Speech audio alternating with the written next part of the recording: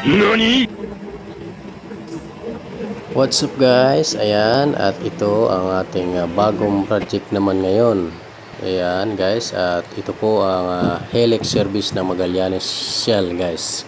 So ayan, at ang gagawin natin dito i-repaint natin ang rubberized pen kung tawagin guys. Yung kabila ayan, naumpisahan na ng aking mga kasama. So dito naman tayo sa kabila, ayan guys. Ayan, at ito yung ating preparasyon ngayon guys. Ang una nating gagawin dito kukuskusin natin guys. Ayan. Babakbakin natin yung mga natutuklap na old rubberized pen kasi dahil sa langis at mga bagsak na mga tools nila, ayan, nagtutuklapan na guys. So ayan ang ating project ngayon. And after nito pa-primer natin to guys para makita kung saan ang mamasilyahan guys. So ayan guys. Let's watch guys. Ayan guys, after nga natin makuskus ayan, na primer na natin ang flat latex lang guys kasi ang flat naman pambato. So ayan lang ang ginamit natin sa flooring.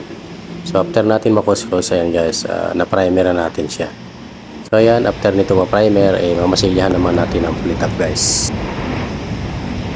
Ayan guys, after nga natin ma-politap at ma-sanding, so ayan, at another primer. Ayan guys, at ang ginawa natin dito primer na natin siya ng buo para matibay at makapit yung ating i-apply na rubberized pen guys. So ayan, at abangan nyo ang ating rubberized pen. Magaling kang kupal ka!